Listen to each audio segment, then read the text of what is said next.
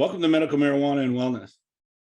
Tonight's topic is one of not cancer, chemotherapy, and medical marijuana. And I have to tell you, cancer is something that a lot of people take seriously. One I get a lot of questions about. It's something that medical marijuana can address, but cancer is a very serious condition. And obviously, chemotherapy treatment is too. So we take this webinar very seriously, and it's one that hopefully we can help you manage the condition, hopefully manage your life, and hopefully help you get your life back. And the worst thing that's going to happen is we can hopefully make it so that anyone who does have cancer can at least have a better quality of life while they're suffering with this particular condition. So joining me tonight is someone who's had some experience in this particular area. I, by the way, am a cannabis certified cannabis practitioner. And Lisa, you are someone who's done a lot of work with patients with INSA, right? I have, and we've seen a lot of patients come through that, like you said, are looking to increase their quality of life, maybe help mitigate some of the worst symptoms that they're feeling, either from the cancer itself or the treatment, the chemo and radiation. And so we see a lot of patients who come in looking for relief from cannabis, for those reasons. And we're happy to say that we can help a lot of people who do come through our doors for that reason. We're not medical experts. I'm not a medical professional or a doctor, but we do have a lot of studies and anecdotal evidence that shows us that cannabis can help a lot of people with these conditions. Sure. So, by the way, I didn't properly introduce you. Lisa Black was with INSA as a community educator. And I think sometimes when you deal with a lot of people and you work with a lot of folks, you get a lot of insight into some of these conditions. And I know you've had a lot of experience with that. So let's jump into some questions. I know this is something that a lot of people, getting your questions answered is really, really important. And so let's look at questions that have been pre-submitted. Can nausea be relieved with medical marijuana? What kind? Terpenes, products, and routes? I should point out, cannabis is a combination of cannabinoids, terpenes, and flavonoids. So it's not like you take the terpenes by themselves. When you use medical cannabis, you're going to get all three of those put together. But Lisa, tell me about, can nausea be relieved? Absolutely. Actually, that is why I use cannabis medicinally, is to help manage chronic nausea that I have. And so one thing that we have found is that fast acting things are definitely going to be your best friend when you're feeling nauseated. You're not going to want to wait around for an edible to kick in, or probably not even want to eat that edible if you're feeling nauseated. And so inhalation methods like vaporizing or using a concentrate or even like a tincture might be a great route of administration. And personally, I would look for something that's very high in limonene. That is the terpene that I have found and others have found that cuts through nausea incredibly effectively. I know myself, I can have two products that have identical THC content, and that one that's really high in limonene is going to reduce that nausea so much faster. Right. Good. Next question, which is a good question, is how do you start to dose yourself? How do you know which type to use? First of all, I'm going to point out in the end of December, we're going to be doing a whole webinar on this particular subject. So please join us for that. But I think the answer is what we talked about in the slides during the video presentation. You really want to start with, I recommend starting with a tincture oil. So the tinctures are great because you can get them as a 1-to-1. And by being able to increase the number of milliliters that you're using, the first line on the eyedropper, second line, the third line, go a day or two with one line, then try the next one. The next day or two, try the second line on the dry eyedropper, then go to the third line. And what'll happen is that after a couple of days, after a couple of double day, we do these 2 or 3 day routines, you'll begin to feel relief. At some point in time, by increasing the amount of cannabis that you're taking, you won't feel as good as you did, let's say, the day before or the treatment before. That's when you've reached your therapeutic dosing level and you back down. And once you back down to that, you've reached what they call the therapeutic dosing level for THC. Then you can increase the amount of CBD. You've heard of ratio products. You've heard of 1-to-1s, which is 1 CBD to 1 THC. But you can buy, for example, 4 CBDs to 1 THC. You have ratio products that'll allow you to be able to increase the amount of CBD, which can help with a lot of things, especially as we mentioned in the presentation, a lot of the different receptors as well as inflammation. Lisa, you have a number of ratio products, right? We do, we do. We have our pure THC products for sure, and we also have 1-to-1s, 2-to-1s, 10-to-1s, even 20-to-1 products. Yeah. And if you're wondering to yourself, how do I keep these ratios straight? Well, CBD is always going to be listed first. It's alphabetical. So if you hear 4-to-1, that means there's 4 times the amount of CBD to THC. It's a little trick for you guys. Right. So, for example, in my particular case, I have herniated disc in my back, in my neck.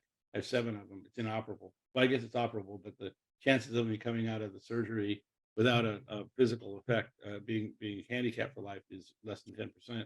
So, I tend to use a product that I pay attention to pain. So, I'm using a 1-to-4 product, where my wife uses a product that's 10-to-1 or 20-to-1 to address her particular situation, which is anxiety and stress. So, it really, you can dial it in for every person.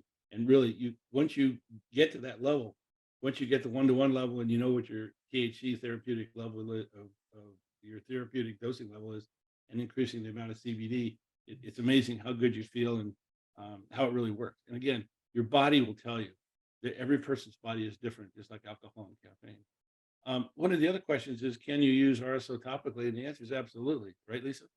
Yep, absolutely. Like we said, it's a little sticky, might be a little messy, and so it might be better to just put a bandage over it once you do apply it to the area that you want it. But that's Sure. actually one of the first uses of RSO. That's what Rick Simpson used it for himself. He used it Mhm. topically to help treat skin cancer. So absolutely, you can use RSO topically. Right. Does cannabis affect immunotherapy? The answer is it won't block it. It will actually complement it. And the answer is it does, but it doesn't affect it negatively. Your thoughts on that, Lisa? Yeah, I would say, and if you want more questions about that, if you're concerned about maybe some therapy treatments or medications that you're taking, just be really honest and upfront with your doctor. They're going to be one of the better resources when it comes to drug interactions and things like that.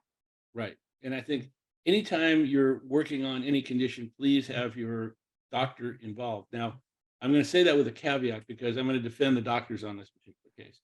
Doctors were never trained on the endocannabinoid system, and doctors don't really have a lot of training on cannabis. So a lot of doctors really don't want to touch it because they don't know anything about it. And I can understand that. They're there to provide professional advice. Find yourself a cannabis practitioner. People like myself, they're out there. Find people that can really help you. Go to your dispensary and get a consultation. They will help you be able to really dial this in. Again, doctors, and unfortunately, our medical system, because it was a Schedule 1 drug, did not give doctors the tools that they need to be able to do the job they want. And I've talked to a lot of doctors who want that information. I train a lot of doctors, but I'm just saying it's something that you have to be careful about. Your doctor sometimes just doesn't feel comfortable because he doesn't know, and I understand that. Give him a little slack. Let's put it that way. What is a good CBD to THC ratio to control neuropathy? We'll be doing a neuropathy webinar in about 4 weeks. Again, it really depends on you. Neuropathy is something where a high CBD product is high CBD to THC ratio product will help quite a bit. But if you're in pain, you may want to pay attention to the THC. Again, that go through that dosing regime. Join us for the webinar in about 4 weeks.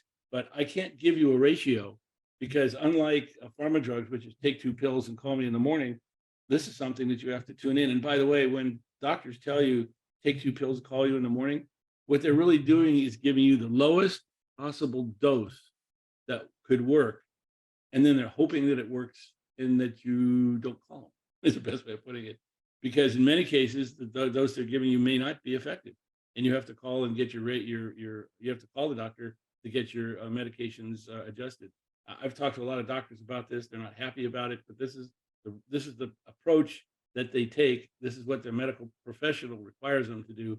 And so in your particular case, using cannabis, you start with the lowest possible ratio, and then you're able to adjust it without having to go back and get a doctor's visit, paying more money, getting that type of thing that's there.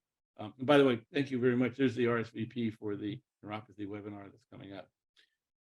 This question is, where can someone go for legitimate cancer treatment for RSO? That's an excellent, excellent question. There's not any doctors that I know of that really recommend or use RSO, again, because of their lack of knowledge. I would say that the best thing to do is to find yourself a cannabis practitioner that can really help you with that. Now, they're pretty hard to find. And I would say the best thing to do is go to a dispensary like INSA. They will have contacts with people in the local area because you want someone in your local area that could potentially help you with that particular question. And if you really are having trouble finding someone, please send me an email at event@marijuanaaware.com, and I'll help look up some cannabis practitioners in your area that can help you with that. That's an excellent question, and one that is going to be something that can help. There are states like Vermont, there are states like Connecticut that are now actually having the pharmacists being able to dispense cannabis products. I know Georgia's potentially going to do this, and I think it's going to be something you'll have more and more professionals in this particular area. But you've got to find someone who knows the endocannabinoid system. I've been part of and been participating in going and listening to a number of webinars on a number of different subjects. And the biggest problem that people have is being able to find professionals that know about the endocannabinoid system. And we'll talk more about that later with some of the other questions. And I Uh, will say that at INSA, we do purposefully maintain relationships with local doctors. And yeah, so each store manager has a relationship with local doctors. And so if you go to a right. store that's closest to you, the likelihood of them being able to recommend a doctor to you is pretty good because we try, like I said, to have a good Right. relationship, be good neighbors with our doctors. Most of the doctors that are first getting into medical cannabis don't know much about the endocannabinoid system. After they've been in it a year or two, they know more about it and they can actually help you with this particular situation. Find a medical marijuana doctor, and if they don't have the answer, and again, use your dispensary to find them, they can actually refer you to people that can help you in this particular area. Does using marijuana for 50 years lessen your chances of getting cancer? That is an excellent question. You know, I don't know of any studies on this. I do know that there are areas that they have studied the amount of cancer that's being used, and they have found a correlation between CBD, I should say cannabis, cannabis related products in the pharmacology of that particular area. And I'm speaking of places like China and India, where they have done something like this. But I'm not aware of any studies in this particular area. Are you aware of any, Lisa? I read one study once, and it was a fairly small study, and it had to rely on some preclinical data just because a lot of the ones in the United States do. But it measured the instances of lung cancer in cannabis users, cigarette smokers, and people who didn't smoke anything at all. And they were Right. very surprised to find that in this particular study, that the instances of lung cancer for marijuana users was ever so slightly lower than those who did nothing at all. Right. And so that is interesting. And again, small study, and it needs to be, obviously studied more. But I have read a study that says that it did in this instance, or, and there might not be a correlation, but they did find that. Yeah. I know that this is one of the things we really need to get the Schedule One thing redone here in the United Yes. States so we can start doing some studies. And I guess in this particular area, I know that, and I'm talking about me personally, and this is my personal preference. I believe that my use of cannabis will help to put off or lessen my chances of getting cancer. My family has a high incident rate of cancer, and knock on wood, I don't have any problems with that right now. So all I'm trying to point out is I'm just kind of betting on it, but I have no data, and I think that's the important thing. I wish there was more data, and I really can't give you a straight answer, but I would say it can't hurt. Let's put it that way. Um, won't smoking cannabis worsen my multiple myeloma cancer? Not really. What we found is that this is something where you have cancer that's really in the blood. In fact, it's found that cannabis can help with this. Do you have any studies on this, Lisa? Not on this one specifically, unfortunately. But if you reach out to me at lblack at my INSA, I'm going to look through our library of studies that we have at INSA and see if I can find anything for you.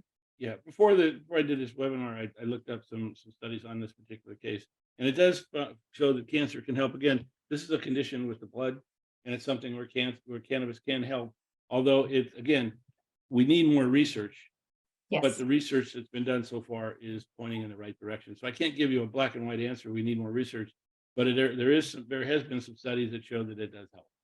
So hopefully that helps. Now, what I mean by that is, as Dr. Christina Sanchez pointed out, there are formal clinical studies where you have you have placebos and blind taste testing. That is what the medical profession wants. In our particular case, because it's a Schedule I drug, we tend to look at studies where we actually find patients who've used this particular product for a long time, and we actually ask them questions and follow their usage and their conditions. And this is where people like University of California, this is where MIT, this is where Johns Hopkins, those kind of people do those studies, and they're more looking at the condition and the users, but they haven't got a way of controlling the amount that they use. So that's why we need to have more studies that are really out there. However, anecdotal evidence has really pointed very positively to medical cannabis. And again, I'm prejudiced that's there. Looking for advice on how to use marijuana for chemotherapy-induced peripheral neuropathy. Again, this goes back to a lot of what we presented today. Look for the terpenes profiles that are there and the products that are there. They will help you quite a bit with this. And if you're looking for actual specific advice, I would say go get a consultation from your local dispensary. Is that safe to say, Lisa? Absolutely. They're going to ask you some things like, when is your pain the worst? What do you have the most trouble accomplishing throughout your day? We're going to try to keep it nice and general because, again, we're not medical experts. We're just going to be able to tell you what has worked for other people in the past, which we do have a really extensive knowledge on that. But yeah, definitely come in, talk to somebody at INSA. One thing that we pride ourselves at INSA is that you can talk with one of our team members for as long as you need. There is no pressure to buy anything. It doesn't have that get you in, get you out feel. We want to make sure you have all the answers that you need to feel comfortable using drugs. Right. Yeah, again, I would say get some local advice. Yeah. How can I treat for fibromyalgia and sleep? Well, in 2 weeks, we're going to be doing a fibromyalgia webinar, so join us for that. And we did a sleep webinar about 2 weeks ago. But the answer to your question is it does help with both fibromyalgia and also for sleep.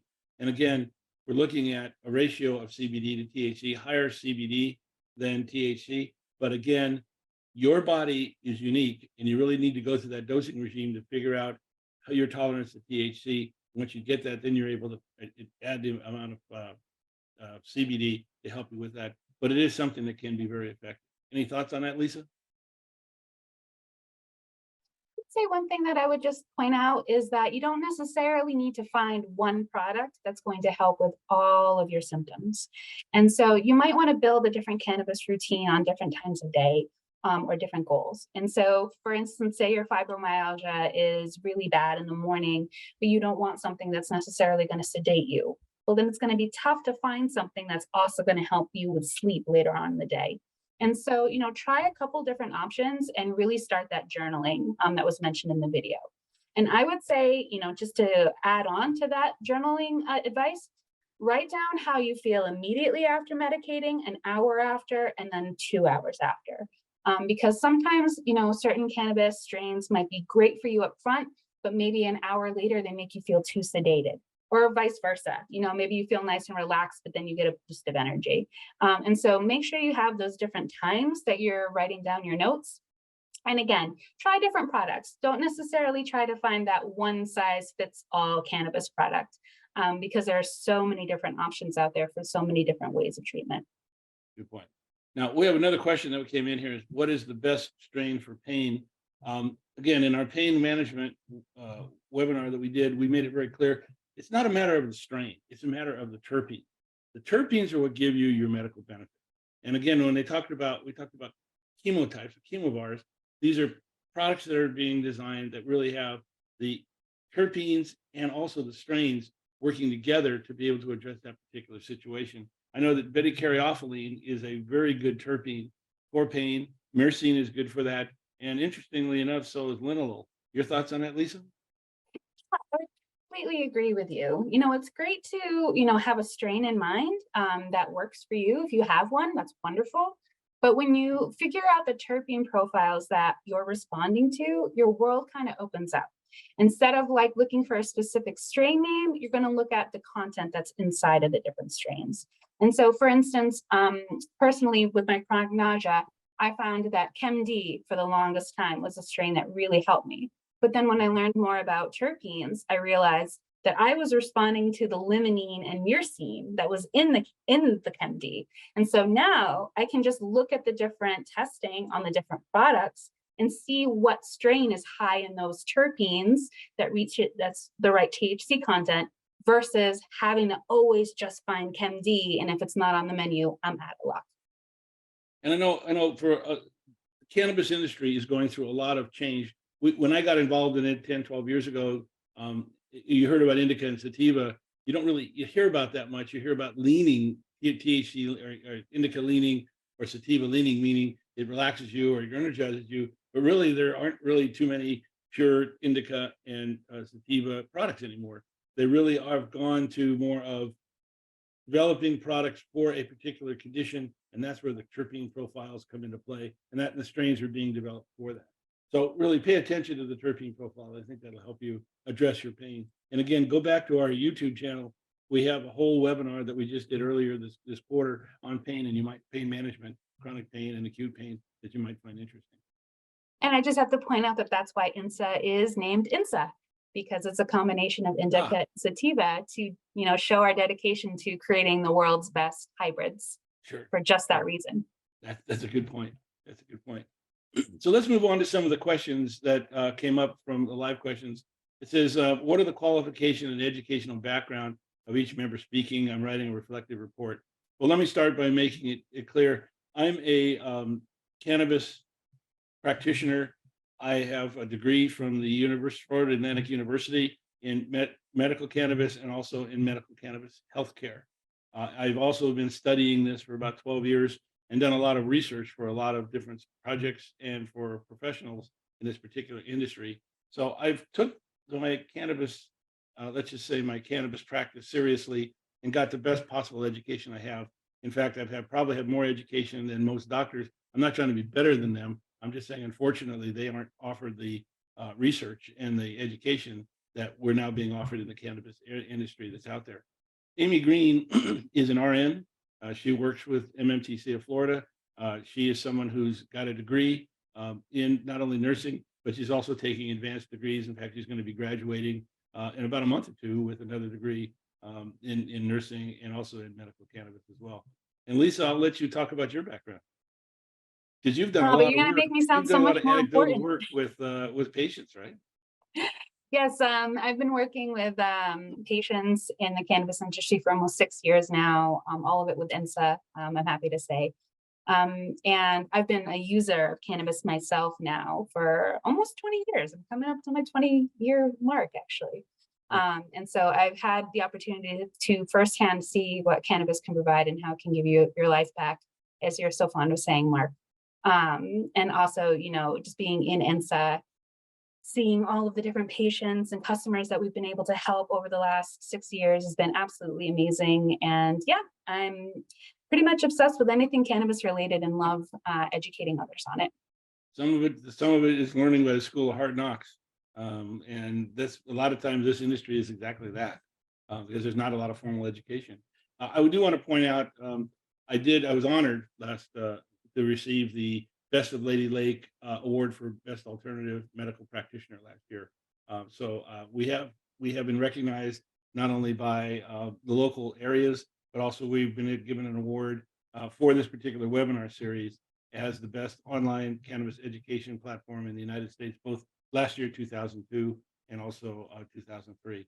And you can see some of those awards on our website. So we bring some credentials to the party. Mahnur, and I hope I pronounced that correctly. I'm sorry if I didn't. It says, I'm a cannabis pharmacy student in Canada, and I was wondering if Rick Simpson oil is over-the-counter oil in the United States. The answer is Rick Simpson oil contains marijuana in it, so it's not sold over-the-counter here in the United States. However, in states that are recreational states, so for example, states like California and Nevada, you will find there are organizations that produce and sell medical Rick Simpson oil, not only in local dispensaries, but also through mail order in that particular state. Okay, so the answer is it's really not an over-the-counter product, but again, in rec states there are firms that put this together and do sell it, and it is something that in states that don't have rec or don't have adult use, you have to buy it from a licensed dispensary here in the United States. Um, Next question is, can patients get addicted to cannabis with the typical dosing regime used for cancer? This is a great question. The operative word is addiction, because addiction, there's a number of different ways of doing addiction. In fact, not this quarter, but next quarter, I'm going to do a whole seminar on cannabis addiction. It's something that's a hot topic for me. One of the things about addiction is, can you get physically addicted to it? Meaning things like tobacco, things like opioids, get you physically addicted, that if you don't use those products, you have some very negative side effects that happen to your body. And that's what keeps you using cigarettes. That's what keeps you using opioids that are out there. Cannabis does not have any of the physically addicting properties that those products have. So from that definition, the answer is it's not addicting. Now, where is it addicting? If you are using cannabis for a particular condition, I'll use myself as an example. I have herniated discs in my neck. I have 7 of them. I have tried when I first went to the doctor, they gave me about every pain medication that was out there, and quite frankly, other than making me groggy, dizzy, and not being able to function correctly or normally, it didn't help.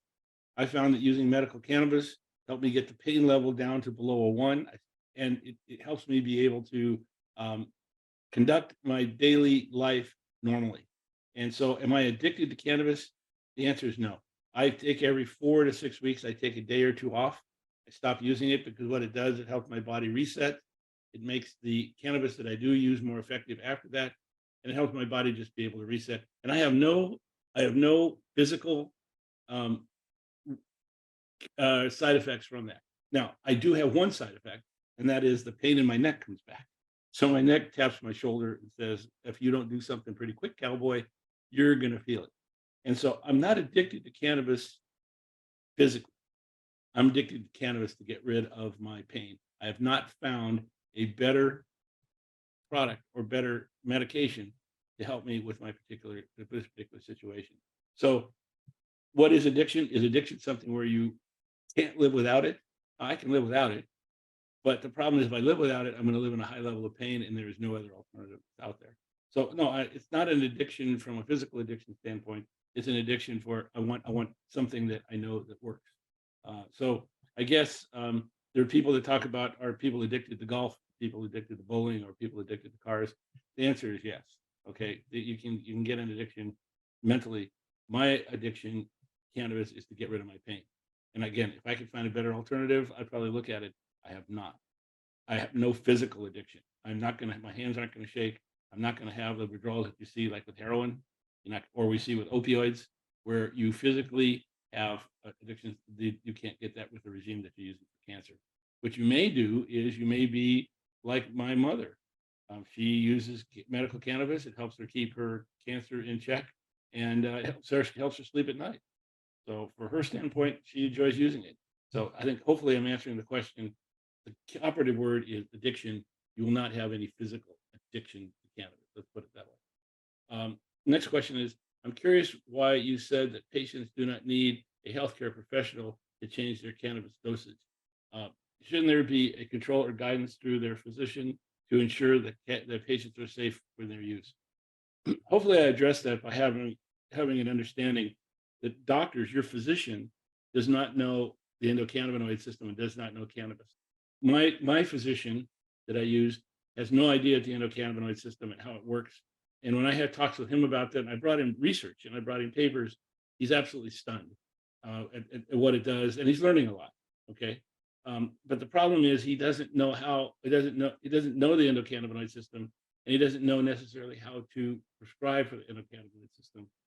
In preparing for my webinar that I'm going to be doing on addiction, I've talked to a number of psychological and mental health professionals, as well as doctors that are in the physical business, and they all come up with exactly the same recommendation. Doctors don't understand the endocannabinoid system. They can easily misdiagnose this and really don't get it right. Most of the physicians I know will recommend a medical marijuana doctor that does understand the endocannabinoid system. So the answer to your question is, I do recommend that you find a medical marijuana doctor who understands the endocannabinoid system. But to just go to your regular doctor, you're going to put him in a very bad position. He's got to recommend something he doesn't know anything about, so he's not going to recommend anything. He's not going to put his license on the line.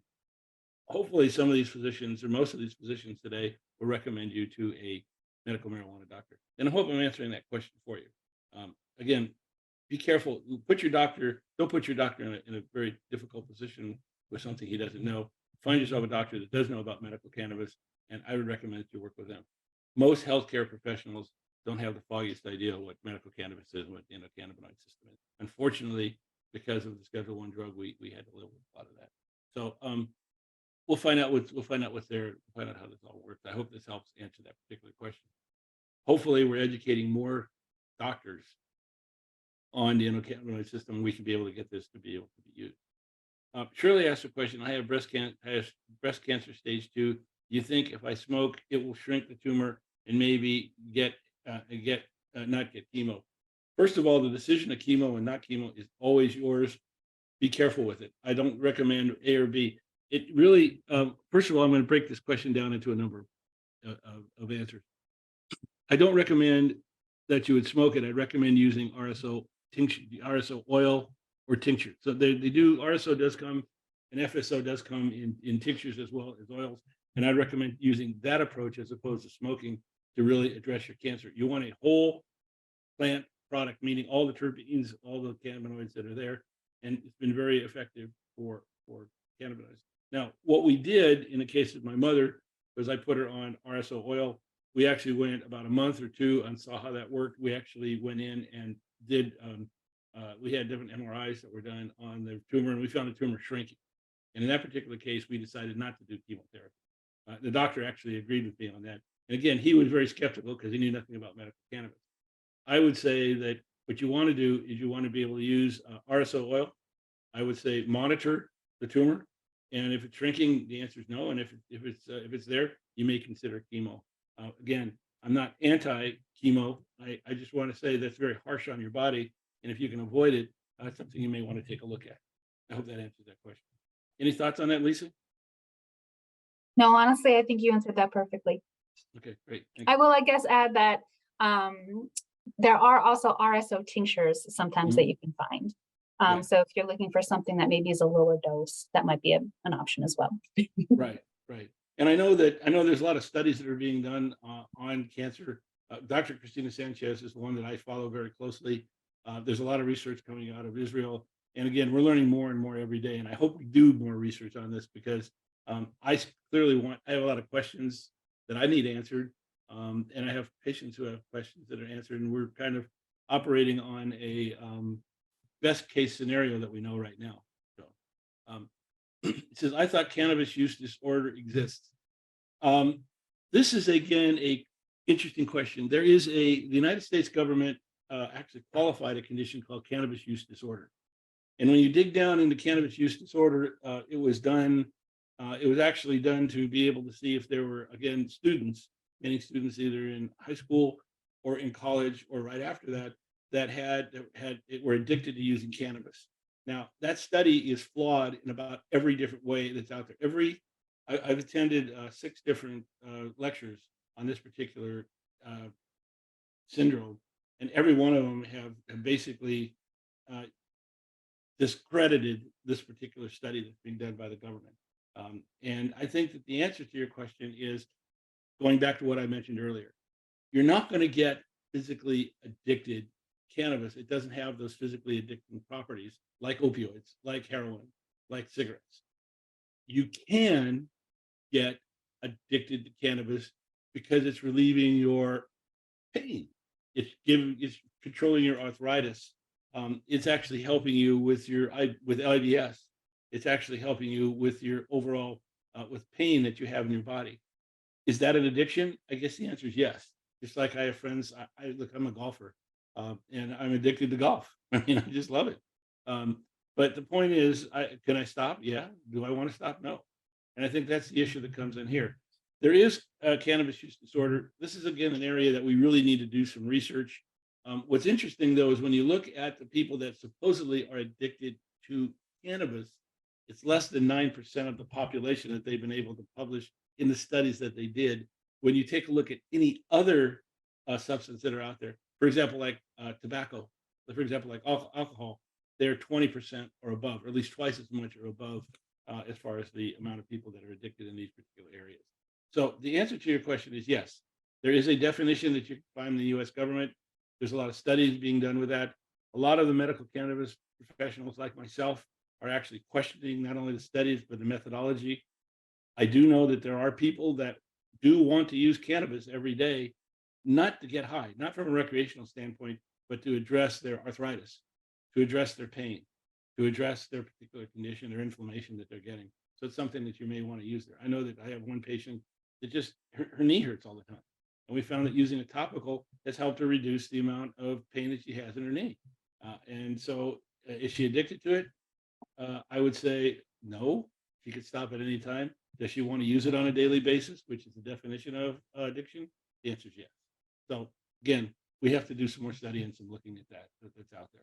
I question a lot of that, but again, you're not going to physically require. You're not going to be physically required to use cannabis like again like heroin, like opioids, and like cigarettes.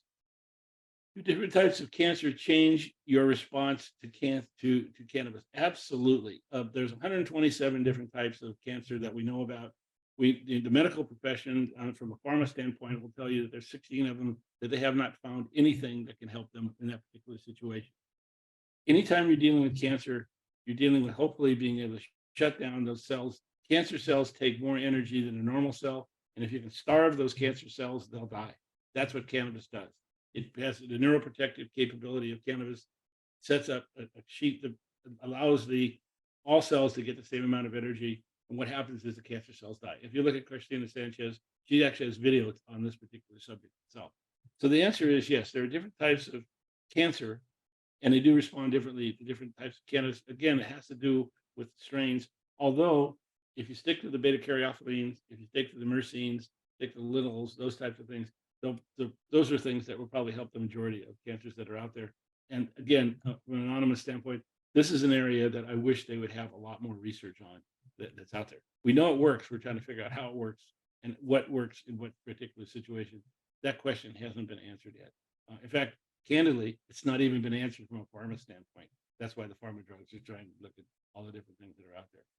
So let's look at the anecdotal evidence right now and go with that. That's really all we have. Oh, we You got mentioned. Go ahead, Lisa. that's all we have right now. Until we can hopefully get it descheduled and really get some more intensive research done. Yeah, I know that I would love to see more. I know there's a lot of people that want to do a lot more research in this area, and I'd love to see that happen. So as you mentioned, cannabis is not addictive. What evidence is there to suggest this? Thank you. Well, if you take a look at, there's some articles, and I can send you some articles on this. Cannabis doesn't cause any condition in your body to require that you need to have more of it to be able to function, meaning that there has been a lot of evidence that people have stopped using cannabis. There's Israeli evidence, for example, with no negative side effects. And that's been done in a number of different areas. I think there's a couple of studies that come out of Canada as well. But the answer is yes, there is evidence. I cited a study about 3 weeks ago for a question. And if you send me, you're anonymous, I don't have your email address, I'll send you that study if you would let us know what your email address is, so you can take a look at that. Keith, going to find Lisa, are you guys delivering yet? Lisa, I'll let you answer that particular question. Not yet, but we are working on it. If you go to our website, you can actually select pickup or delivery. So that's proof that we are working on it. And so, I'm sure that when we have more wide delivery available in Florida, I'm assuming you're in Florida, then we're going to make a big splash about it and you will know about it. Yeah, I think it's something. Sorry, we don't have it yet. We're working more so on getting all the dispensaries open first, and then we're going to start working on delivery plans. Yeah, I found that working with a lot of different dispensaries, the real issue is coverage. If you have 2 or 3 dispensaries in the whole state, it's hard to offer delivery. But by having having at least 30 to 35 dispensaries gives you the capability of doing some delivery. And I think, Lisa, you're pretty close to that, right? Well, not quite that much. we're a little over 10 right now. Yeah, but I think it helps with that particular situation. Good question being answered. Are you sponsored by any cannabis products? If yes, is there any conflict of interest there? I have been doing medical marijuana seminars and webinars literally for, well, let's see, 2016, now for 7 years. I worked with every dispensary here in Florida. In fact, I've worked with most of the major dispensaries that are multi-state dispensaries here in the United States.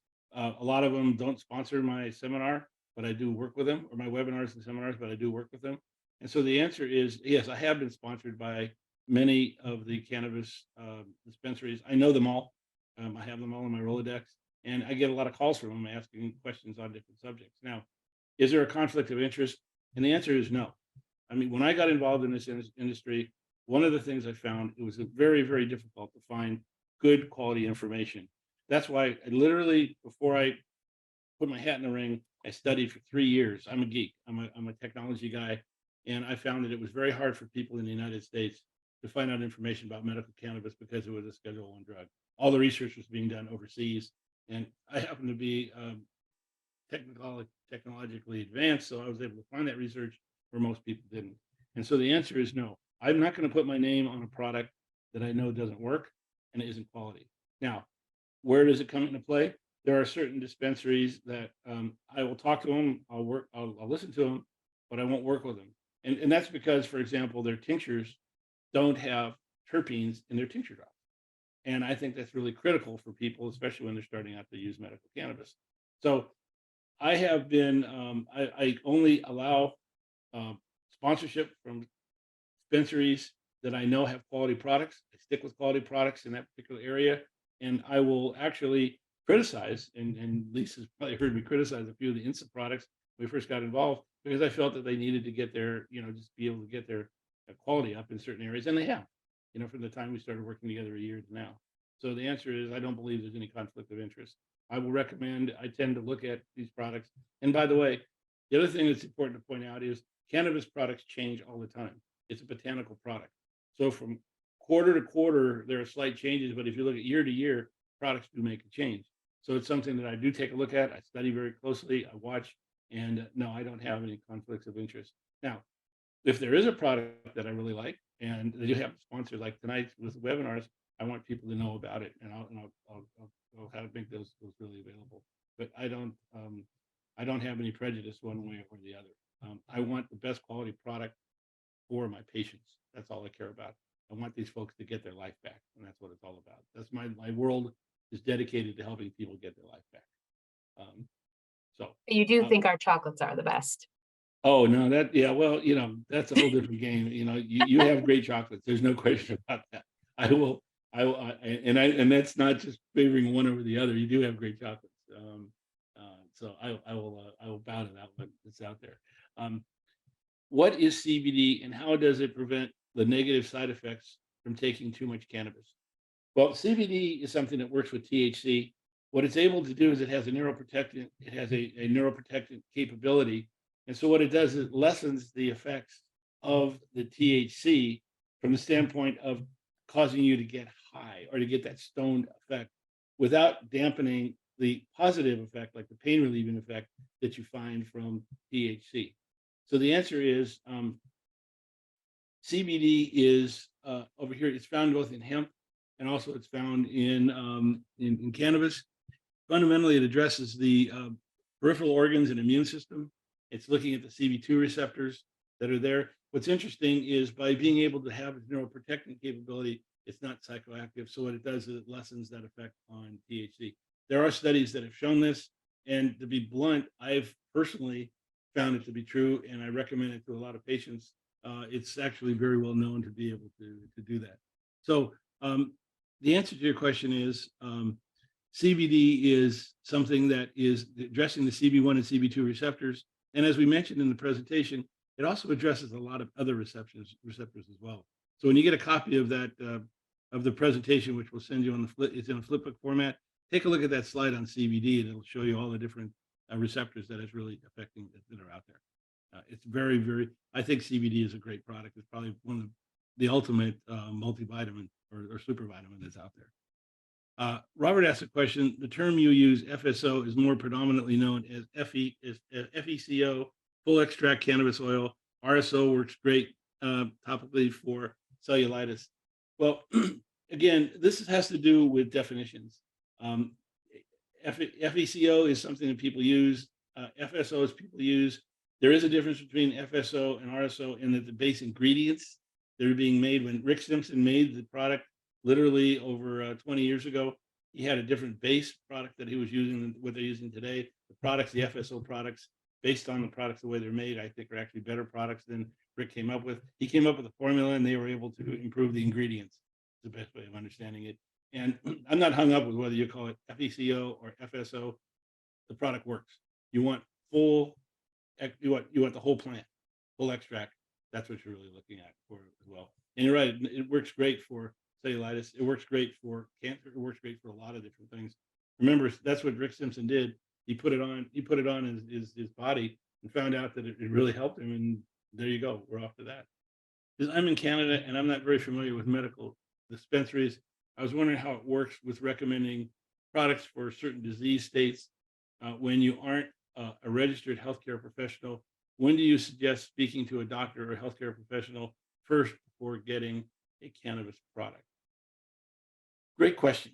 Um, I'm not familiar with how Canada works, so I'm not going to try to head down that path because I probably, but I do know how we work here in the United States. And I do want to point out that going back to what I mentioned earlier, finding a healthcare professional that understands medical cannabis or the endocannabinoid system is really key. My recommendation is to really go to a dispensary here in the United States that has consultations, and they will give you a list of doctors in your area that know the endocannabinoid system and can help you with being able to get your dosing correct. Now, I do have to point out, doctors really aren't the best source for you learning about how to dose. That's something you will do yourself. As I mentioned, when we saw the whole dosing regime, your body will tell you when it works and when it doesn't. This is not like a pharma drug. As you start with, for example, tinctures, as you start increasing the amount of product that you're taking, you'll feel the relief. And then when you use too much, you'll feel that you're going the other way. It's not, you don't feel as good as you did before. That's when you back down and increase the amount of CBD that's in there. That's the best way to really find how it works. Healthcare professionals can get you started on your regime, but they can't help you they can't help you identify your therapeutic dosing level. And I think that's what's really, really important. So I hope that that explains how we work here in the United States. Most of the medical cannabis doctors here that I work with really take people through how to dose and really help them understand their therapeutic dosing level to really get them to where they're going. I would not use the barrier of talking about to a healthcare professional first. Again, not that I'm against them. I'm very much for them. I just want them to be educated in the endocannabinoid system, and finding a professional in that particular area sometimes can be difficult. So that's why going to a dispensary who has a list of doctors can really help. Is that correct, Lisa? Absolutely. It's not that your healthcare professional doesn't want to help you. It's just that this is simply something, especially in the United States, that hasn't been accepted in the healthcare world. And so they just don't know about it. They haven't been educated about it. There was no cannabis as medicine school when they went to, medical college. And so it's not that, they don't want to talk about it. It's just they don't have the tools to talk about it as much as maybe some other professionals. Sure. Great question here. It says, I'm a Canadian attendee here. I was wondering if you have seen any position for doctors or pharmacists in the care of patients with medical marijuana in the US. If not, do you see it going that way in the future? First of all, it is going that way in the future. States like Connecticut and Vermont actually have pharmacists in the physical pharmacy that you find that actually are working with patients on being able to identify the dosing regimes to really help them identify their therapeutic dosing levels. So the answer is yes, there are in a couple of states, they've actually formalized it. I know Georgia has just announced that they're going to be doing the same thing. It'll be interesting to see how that all works out, because on one side, they're trying to head in this direction, and then on the other side, they're limiting the amount of THC in the product to 5%, which is counterproductive. But you have to take more product, unfortunately, to get what you need in many cases. But I think the answer is yes. We're seeing that a lot of states are looking at having doctors or pharmacists being able to recommend medical marijuana, and I think in 10 years, you'll find that to be the case. Now, today, where do you find these doctors and pharmacists? You find them working for example, I work with MMTC of Florida. We have 25 clinics. we have approximately 40 doctors, and they actually work with qualifying the patients have the conditions that they need to meet the state's requirement to get a card, and they actually work with the patients on being able to figure out their care. So you may want to take a look at, they call them MMTCs here in different states, and that's something I think that can help. I see that happening. I think this is going to be a very big field in the future because there's just such a lack of doctors that understand this. And a lot of the older doctors really don't want to go back and get educated, and they're really relying on some of the new doctors coming into the field to help them in this particular area. Your thoughts on that, Lisa? Yeah, and in another role that you may see positions open for doctors and pharmacists is actually as a consult position for a cannabis company. I know that INSA, when we first started up, we had a doctor who we would refer to a lot of our questions to on our payroll, who helped us with a lot of these questions as we were starting and getting our feet under us. Right. And so that might be a position even, outside of the hospital that doctors and pharmacists might be looking for. Yeah, yeah. By the way, I did point out that last week in the OMMU, which is the Office of Medical Marijuana Use here in Florida, there are 26,088 medical professional doctors in Florida. So again, we're heading in that particular direction. Although I should point out, Florida doesn't make it real easy for doctors to work in the medical cannabis field. Again, that's all politics. It has nothing to do with what the people want. The people who voted, 74% said they wanted medical cannabis. However, we have some politicians that are, let's just say, coin operated, and so they like the pharma money and do what they can to try to restrict things. So the politics versus practical, politics versus science, unfortunately, is what we're living here in Florida. You mentioned that these products are not addicting. Is it just CBD is not addicting, or THC? Neither CBD nor THC are addicting. You have no physically addicting properties in either of those, and that's been shown in a number of different studies. Can you use cannabis? Oh wow, I don't know how to pronounce this word. Lisa, you understand this word? Prophylactically. And so like a suppository, I'm assuming. Yeah. Yes, absolutely. You absolutely can use cannabis as a suppository. I would try to find one that's pre-made as a suppository, just so you can get the dosages and the type of pill casing correct. But actually, it is a very efficient way to utilize cannabis. Your body absorbs it much more efficiently. And so like all of those terpenes and cannabinoids that are in the product become more bioavailable. And so your body actually absorbs it really, really efficiently that way. Yes. Sure. Okay, great. Thank you for that answer. I know I have seen a lot of suppositories that are out there. And I've heard, I don't have any experience with it, but I have heard they work fairly well. When you want to get off it, do you have to taper off it, or is it okay to just stop suddenly? Well, first of all, I think any medication that you're using, whether it's, because really cannabis is a plant that acts as a medicine. And anytime you're looking at getting off of anything, I would recommend tapering down so that you don't put a shock factor to your body. Can you stop suddenly? The answer is yes. Okay. But again, depends on the condition that you're trying to address. I can stop tomorrow. I can stop using cannabis tomorrow, and I'll guarantee you 3 days from now, won't be able to get out of bed, and I won't be able to walk, and I'll be in so much pain that it's be intolerable. So I would, in my particular case, I can't get off it. If I could find another product that could help me, that's great. But trust me, there isn't a pharma drug out there yet that's come close to helping me control my pain and inflammation like cannabis has. But going back to your question, the answer is taper off it. That would be the best way to go. And you can do this very quickly because it's not addicting. You can do it out, let's say, within a week, definitely within 2 or 3 days to a week to really get off that. And I've seen people that, people do want to stop using medical cannabis. I have one patient that went back to her pharma regime, went back to that for about 2 months, found out that wasn't quite what it was cracked up to be, and went back to her medical cannabis regime. She started back about a week ago. So the answer is you can go back and forth. This is what credentials are required to become a medical cannabis practitioner, specifically in Canada. I actually have something to add to the previous question real quick, if that's okay, because I have personal experience with this. Yeah, And so personally, I'm a heavy THC user. I like to use concentrates that have a high THC amount. But when I became pregnant, I wanted to stop using medical cannabis just because there's a lot of questions and not a lot of studies. And so I just wanted to be rather safe and sorry. Personally, that was my personal decision. I don't think anything less of anybody who chooses not to make that decision. What helped me is I started replacing a lot of my THC with a CBD ratio as I was going down. And so I would probably use a product that's like 1 to 4 of CBD to THC. And so I started switching those numbers. So first I went from 1 to 3, then 1 to 2, then 1 to 1. And then I was able to sort of just completely let it go after that. That helped me. And I just wanted to add that as an option for anybody out there as well. Good comment, Lisa. Thank you very much. That's really, really, really great. What credentials are required to become a cannabis practitioner, specifically in Canada? I don't know the answer to that.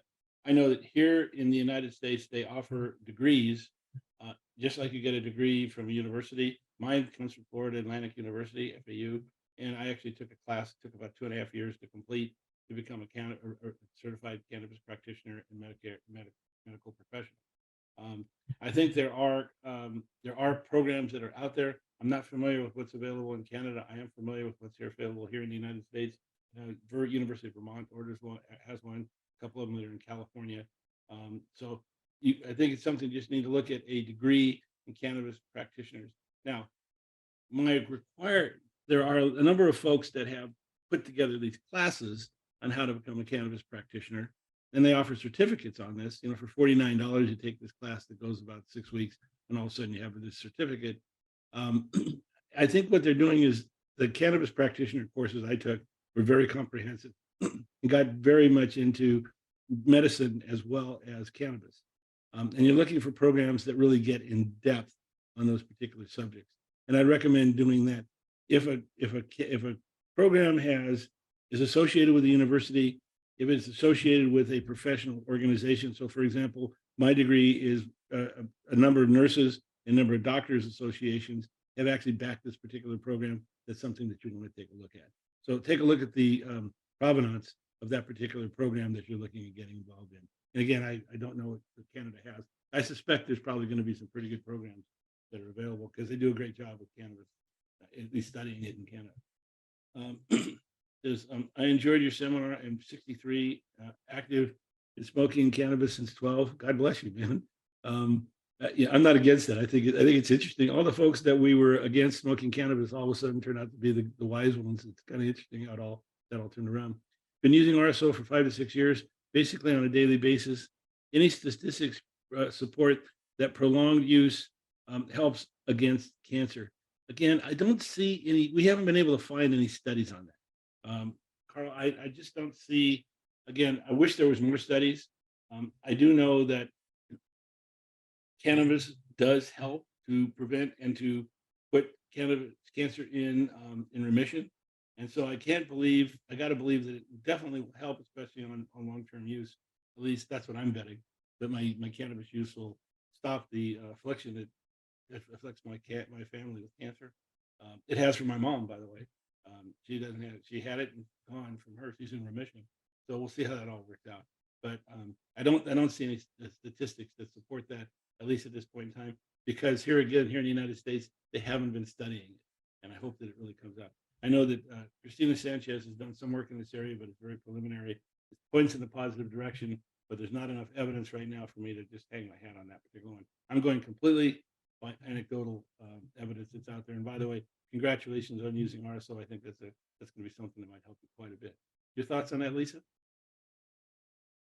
No, I mean, I agree. There isn't any hard evidence that we've been able to find so far. And unfortunately, a lot of that is down to the stigma as well. A lot of these studies for long-term use have to be self-reported, and a lot of people still don't feel comfortable self-reporting their cannabis use. Right. And so the data isn't as reliable as maybe it could be. And so unfortunately, there's a lot of factors that have prevented those statistics from coming into being so far. But everything is pointing towards that being a thing of the past, which is promising. Right. That's good question. Good question for asking. Can cannabis become addictive for those using it as a medication for cancer? Again, I'm going back to that definition of what is addiction. Let me be very specific. My mother was diagnosed with cancer when she was 88. We put her on a regime with RSO. She is now in remission. There was a period where she actually stopped using it for about a month and a half, didn't let me know. Her cancer started coming back. We put her back on the RSO, and it's now gone. Is she addicted to it? No. Does she want to stay alive? Is she addicted to staying alive? Yes. And there's a correlation between her using RSO and her staying alive. Okay, the best way of putting it. So addiction, what is addiction? Addiction is defined to be something that people want to or require them to use on a daily basis. Physical addiction is a different issue. You're not going to get physically addicted. We talked about that, but you may become addicted from the standpoint that, kind of like if you do the rain dance and it rains, you continue to do the rain dance. I think that's what a lot of people, where a lot of the quote unquote addiction from cannabis comes from.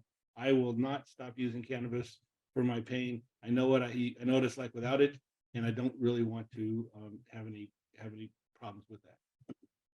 Okay, your thoughts on using cannabis during pregnancy and future pregnancy? I would suggest not using cannabis right now during pregnancy, only because we don't have enough studies to know the effect on pregnancy or future pregnancy. No, not future pregnancies, on pregnancy itself. As far as future pregnancy, again, there's not a lot of studies out there, but I would not stop using cannabis if you want to get pregnant in the future. Much like I know that there's a lot of ladies that I know that when they got pregnant, they stopped smoking, for example, and for their just because of their thoughts about the child. I would not use it. I would be very careful about that. Again, I don't know of a lot of studies that are out there right now. I know there are studies being done, but I would say it's something that don't be afraid to get pregnant if you've used cannabis. I would say taper it down. Now, there are some research that's been done that I've seen that shows it really helps with pregnancy and it helps with the children. But again, there's not enough of it and it's not definitive enough that I'd hang my hat on it at this point in time. I would say take the safe approach. I mean, it's your child. It's and I know children are important. My children are important. I would say just be safe in that particular area that's there. Yeah, one of the only studies that I've seen when I was trying to become pregnant, obviously this was something that I did a lot of research on. And one of the only consensuses that there is from using cannabis during pregnancy is that it can result in a lower birth weight. That was one of the consensuses that was found of using cannabis during pregnancy. And everything else is kind of a big question mark. And so again, personally, I chose not to use it during pregnancy just because there are too many question marks for my personal comfort. But again, I want to emphasize that there's no judgment of moms who choose to continue to medicate with cannabis during their pregnancy. Some people, like you say, Mark, they literally cannot go without it through one reason or another. So at that point, it becomes, a risk management decision, a quality of life decision, if you're on that road. But, that's just all I found is that lower birth weights was the only thing that studies have more or less conclusively found. Yeah. And Lisa, thank you, because you have a child, right? Yes, she's 1.5. And so I abstained from cannabis during the pregnancy and while I was breastfeeding. Yeah. And again, I'm more of a practitioner, so I just take the black or white approach when it comes to this. Be safe. I think it's important to be safe, but I think it goes back to what you said. I wish there were more studies of this. It's got to be, it might help somewhere, but let's find out before we head down that particular road. And thank you, Lisa, for your comments. It's really, Yeah, it was definitely frustrating, the lack of studies, because I wanted to be able to make an informed decision. And so, like you said, it was just better safe than sorry, and that's why I chose to abstain. But that's just me. yeah. Next question is there a specific dosing regime that is recommended for RSO, i.e. or AX, when you take it during the day, or is it just go low and go up until your therapeutic range is met? First of all, go low and go slow is the mantra across everything. I think one of the things you have to pay attention to is what are you using RSO for? So, for example, if you want to control pain, like in my particular case, the pain in my neck, I have to do something in the morning if I'm using a tincture drop, because it works 4 to 6 hours, then in the afternoon, and then in the evening, and then before bed. It really depends on what range you want to really cover out there. But I think there are, I'd say go low and go slow, but I think the regimes really would kind of go around what's the easiest way for you to take it. And I think, Lisa, you have some comments on that, like taking it with peanut butter, for example, right? Exactly. That's going to make it a little bit palatable. And the saying, spoonful of sugar helps the medicine go down. So if there's something else that you really like chocolate, mixing it in that would be helpful. In terms of like THC range, though, most of the time people start around the 10 milligram mark. And so that's usually a pretty good place to start. But if you are a little unsure or nervous or worried that you're going to be a little sensitive to THC, then go ahead and start at that 5 milligram or 2.5 milligram mark. You can always have more, but you really can't undo a dose. So just keep that in mind.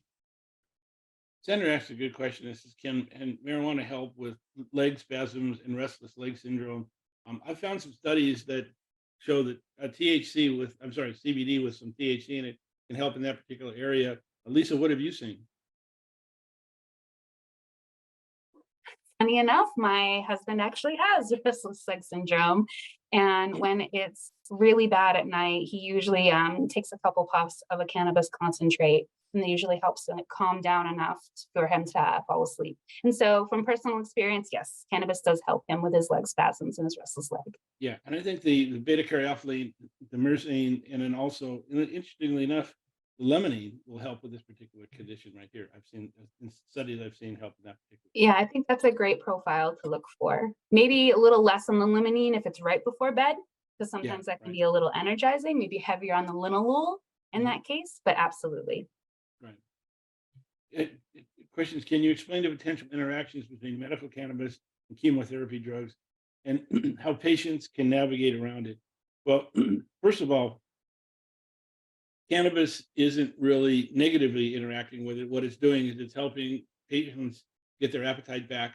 It's helping to, with the neuroprotectants, it's helping to, let's just say, uh, blunt the effects of the chemotherapy from the standpoint of the negative side effects that it has on your body.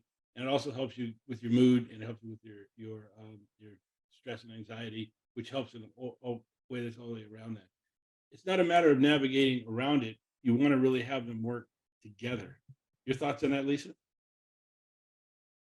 Yeah, and if you are worried about, specific medications that you're taking and drug interactions there, then that is definitely a great question to ask your doctor because you should know that. Right, right. And I think that's something that, again, it's not a matter of they're interacting and they fight with each other. They complement each other in certain ways, um, Yes. as much as you can complement chemotherapy. Let's put it that way. But how do you filter patients? How do you filter patients that can safely use cannabis? For example, in Canada, cannabis is avoided in pregnancy. Uh, it's a matter of really what I sit down and I listen to the patients. I look at three things: what's their condition? Second thing I look at is what's the environment that they live in today. Is the condition being aggravated by what they're doing, or is the condition being helped by what they're doing? In other words, you can use all the cannabis you want, but if the environment is really creating more stress and anxiety, then you really got to address that as well. You got to address all the symptoms of that particular, or all the conditions of that particular case.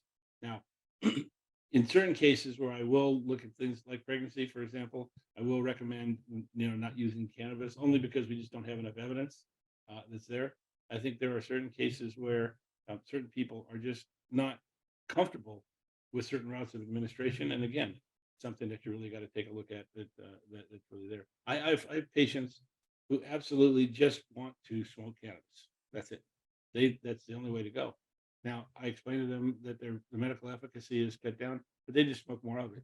So, again, it depends on what they're doing. Again, there's a reason why topicals were made.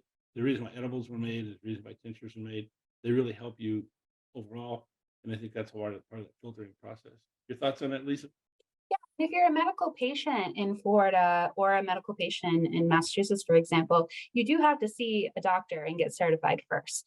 And so they would be able to tell the person if they think cannabis is right or not for them. So if there Right. is some sort of underlying condition that for some reason wouldn't be a good fit for them to try cannabis, then there is that sort of safety checkpoint before they can step into the dispensary doors. Sure. Uh, Kathy asked a great question. Are pediatric patients able to use medical cannabis, for example, RSO? If so, where do they have greater chance of experiencing any side effects?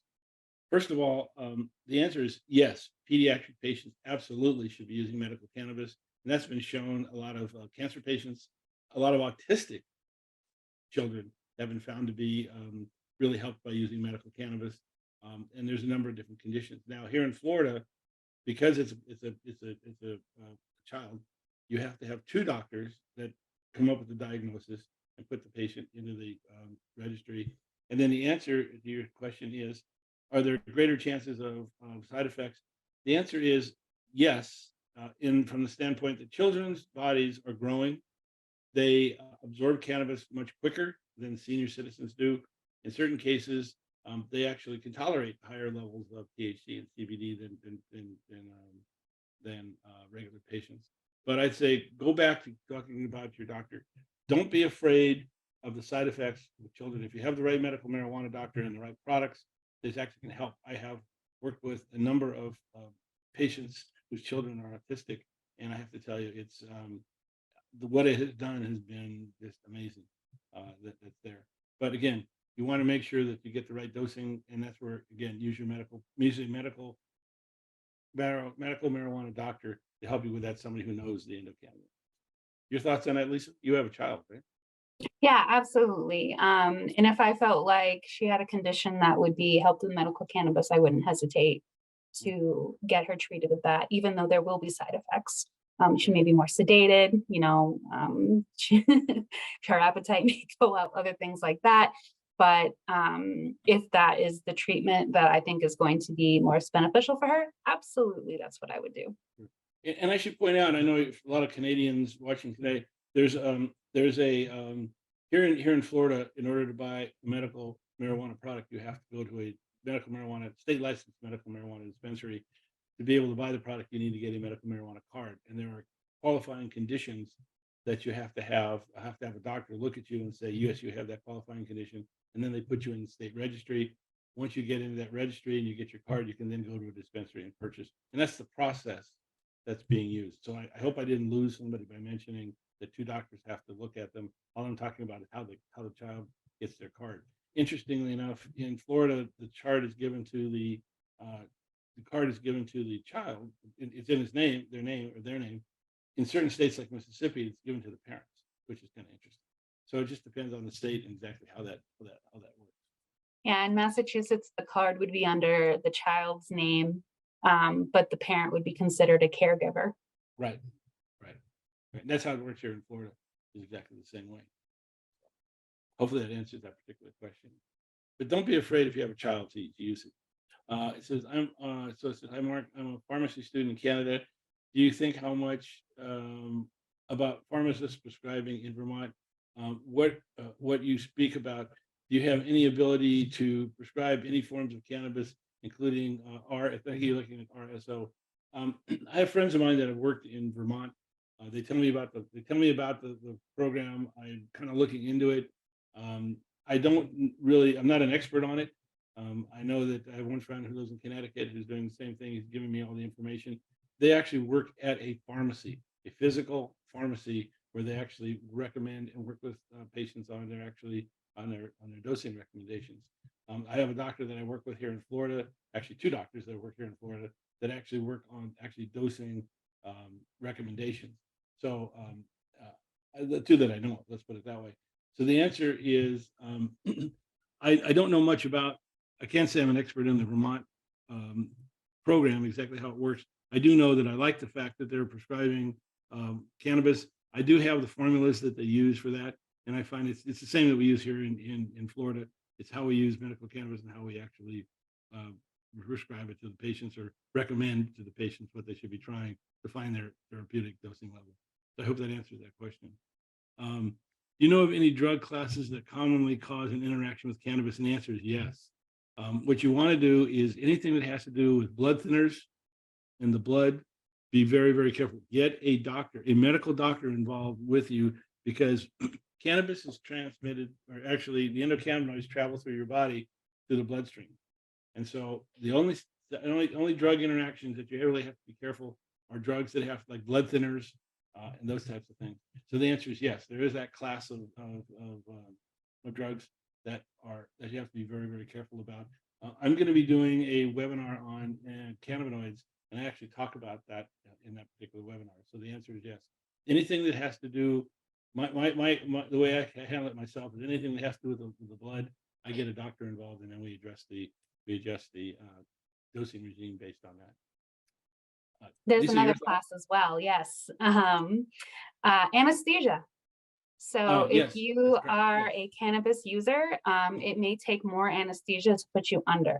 So Yep. if you are a cannabis user and you need a procedure where you're going to be, being put under, definitely talk over that with your doctor. They may just adjust the amount that they give you to give you a bit more. Yeah. Also, redheads, fun fact. Redheads Really? require more anesthesia. Yes. That's interesting. I didn't know that. You learn Fun something fact. every day. It's great. The next question is, do you think that there is any stigma about cannabis and the word addiction, and how does this play in the role of future drug usage? Um, Look, the federal government here in the United States spent a lot of money for 50 years vilifying cannabis, and one of the things they talked about is how people get addicted.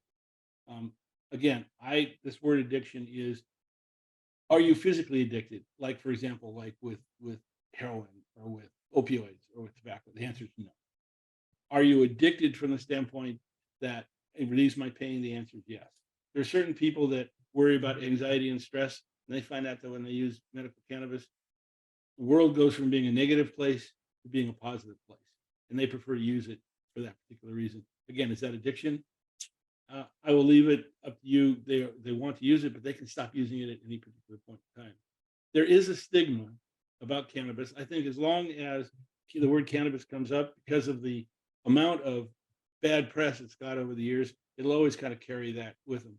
But I think through education, and also to be candid with you, by seeing medical cannabis patients use the product and lead a better life, you're finding that stigma is being basically erased. I moved into a community, seniors community, because I'm over the age of 65.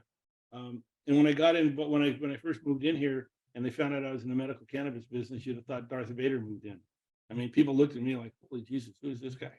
Um, Now, roll this forward 4 years, and I have 284 patients in my community that use medical cannabis from our particular clinics, the clinics that I work with. And so all of a sudden, I've gone from being Darth Vader to being a good guy. I'm like one of the stormtroopers now. And in fact, I cannot even walk into my local my local grocery store without people recognizing me and asking me questions. My wife and I've had to change where we actually shop because they have so many questions, and I don't blame them for that. But sometimes I need to just go in and get some milk and come back, and because the grandkids are visiting. So the point I'm trying to point out is that yes, that you do have stigma. Do I think it's going to play a role in the future? I think it's being turned around. And I think there'll always be people who don't want to learn, want to stay in their particular rut and not open their minds up. As long as they do that, then it will affect you. For people who actually, I found that people, for example, who have arthritis and their neighbor used medical cannabis and all of a sudden their arthritis gets better, you're finding all of a sudden their minds are opening. I think that's what's happening today. People are seeing positive benefits of cannabis. My mother's telling me about all of her friends that now are using medical cannabis because they saw the positive effect that it had on her. And not just from the cancer, but also from anxiety and stress and a number of different things. So the answer is yes. Naomi asked, how do you know the ratios on the products? Does it say the ratio on the product labeling? Lisa, that's right up right up your alley. It sure does. It'll have the product ratio while you're selecting it on the menu, as well as on the label. It's right there. Good question from Anonymous. You mentioned that pharmacists are beginning to dispense medical cannabis. Do you think this will become more widespread? Let me answer that question this way. I think that once we get more research done and we have more evidence of exactly how this particular cannabinoid and terpenes work with different conditions, we actually have more of the research. I think you will find more pharmacists recommending medical cannabis because they're used to looking at studies and recommending off of studies. I do think it's going to be no question a trend. Just to give you an idea of how much studies are being done, more studies were done last year on medical cannabis than had ever been done in all the years prior to studying medical cannabis. So there's a tremendous amount of studies being done. There's a tremendous body of evidence popping out. In fact, one of the biggest problems that's happening right now is a lot of the medical journals are now starting to publish studies on cannabis, like in England, like in Spain, like in Germany, like in Israel. And I hear it, and probably Canada the same way. So I think what you're finding is the answer is yes, it will. But I think we need to have more studies that are done to really make it commonplace. Again, looking at 10 or 15 years from now, I could see this being something that's becoming more commonplace. And definitely 30 years from now, we'll be in a whole different world that's really out there. Think about where we were 30 years ago, and think about where we are today.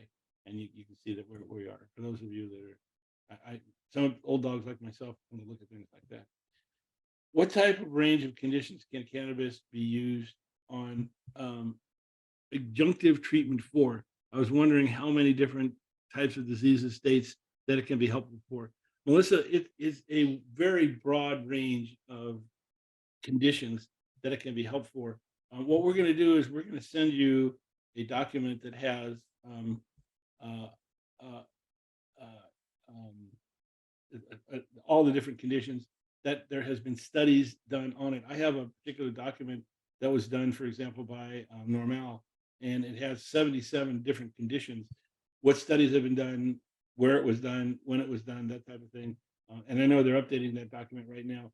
I've seen a document that has as many as 100 different conditions that are being addressed. So the answer is yes. It has. There's a very wide range of studies that have been done on the conditions of cannabis. Your thoughts on that, Lisa? Well, I remember when I first was on my cannabis journey and trying to educate myself, one of the questions I had was why? Why does cannabis work for so many different things? And why does it have this super wide range? And it comes down to the endocannabinoid system. And Mhm. since that endocannabinoid system is in charge of homeostasis, in charge of balance of the body, and cannabis interacts directly with that system, that's one reason why cannabis can be so effective for so many different things, is because it's targeting the system of your body that's making sure everything is working the way that it should. And when things go out of whack, cannabis can help that system bring the balance back. So that's one reason why cannabis does work for so many different things, is because it works directly with that endocannabinoid system. And that's the good news, and that's also the bad news. And the reason for that is because in Western medicine, we want to take one route of administration, a pill. We want to study it for one particular condition, and we want to study it for like 3 to 5 years on a controlled study. Okay.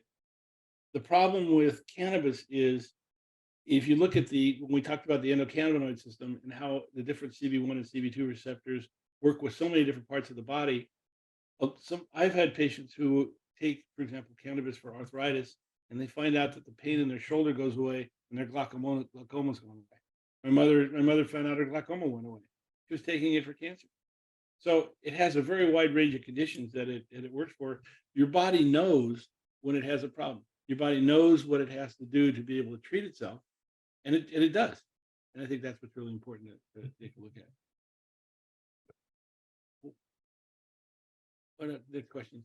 Are there any negative impacts using cannabis during pregnancy? Lisa, you want to address that one? So as I mentioned earlier, during my personal research, the only thing that I could find consensus on was a lower birth weight. And so there needs to be more studies. There just needs to be so much more studies, especially with cannabis and pregnancy. But that's the only thing that I found so far. Yeah, I'm not aware of them, but again, this is areas that I think we need to have more research that are being done. Is there evidence for use in children? The answer is yes. A lot of evidence. Again, we mentioned cancer, we mentioned autism, we mentioned a lot of kids for actually mood disorders. Your thoughts on that, Lisa? Yeah, as you mentioned, people who have seizure disorders or children who have seizure disorders, children who have autism, there is a lot of evidence showing that cannabis can help that, especially with autism. Self-harming is a big thing that cannabis can help with. Mhm. Then Riley asked a good question. What types of health professionals or how can multiple healthcare professionals be incorporated into aiding patients who use medical marijuana? I'm going to answer this in really two ways, Riley. First of all, it's not a matter of the type of medical professional, healthcare professional. It's a matter of does the healthcare professional take a look at his Hippocratic oath and really want to take a look at remedies and medicines that help the patient. Okay. If they follow that particular way of thinking, they don't have a problem working with medical cannabis and they have no problem learning about it and getting involved. If the doctor wants to just look at a study and just go by that, in other words, I just want to see a piece of paper, I want to read the study, and I'm going to quote that no matter what, you're probably never going to use medical cannabis because, again, there's not enough studies, and doesn't lend itself to the Western style of medicine. It's been used for thousands of years in a number of different places. China, India, here the American Indians here in the United States use cannabis quite a bit. Guess what the peace pipe was? Combination of peyote and cannabis. So what I'm trying to point out is that, are there types of medical healthcare professionals? I think a lot of healthcare professionals are general practitioners. I think healthcare professionals that really focus on oncologists, for example. And I think there are folks that work in my particular case, I have artificial knees because of welcome being a sports professional and walking golf courses for 50 years.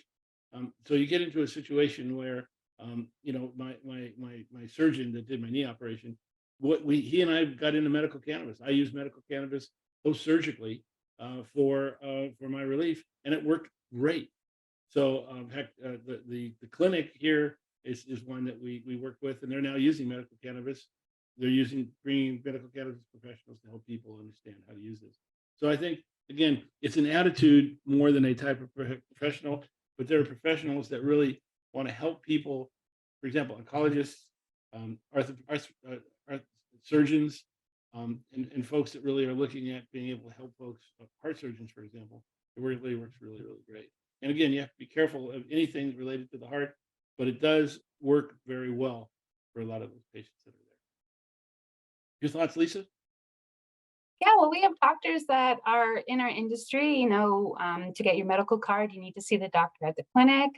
Bud tenders often, hear from these medical professionals and use that when they're, giving their recommendations. Yeah. And so it's starting to become more integrated, and we're hoping that moving forward, it'll be even more so. Right. Zoe asked a good question. Does the dosage for medical use impair driving? Well, if you take a pharma drug, on the label, it will say, be careful, don't drive, or if you are going to drive, be careful. Same thing applies to medical cannabis. Dosing is, again, individual for each individual person. I can take, for example, I have a high tolerance to THC. I can take certain products, I can drive without a problem. My wife, not a chance. She has such a low tolerance to THC. Don't even get her behind the wheel of a car. I think anytime you're doing anything like either driving, operating heavy equipment, or something like that, I think you should be very careful about your medical cannabis use, and you should know the effect it has on your body and whether you can tolerate it or not. And be honest with yourself. Don't be macho and I can do this no matter what.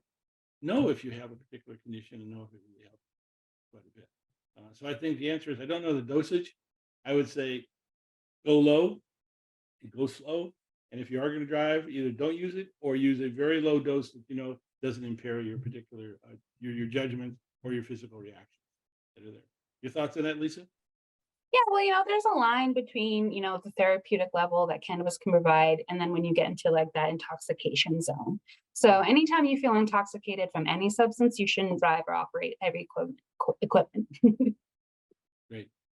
Well, I think that answered most of our questions. And I do want to say we have gone 2 hours and 20 minutes.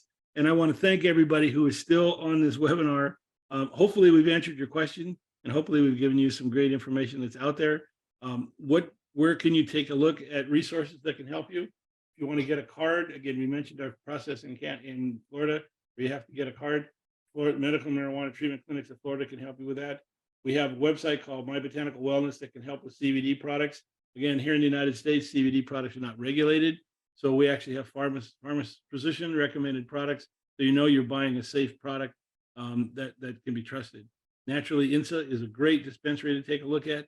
And more importantly, take a look at our YouTube channel, Marijuana Aware, for patient education, not just about cancer, but about a lot of different medical conditions. And then also we have a section that just all the questions asked at these webinars, we provide those to you as well.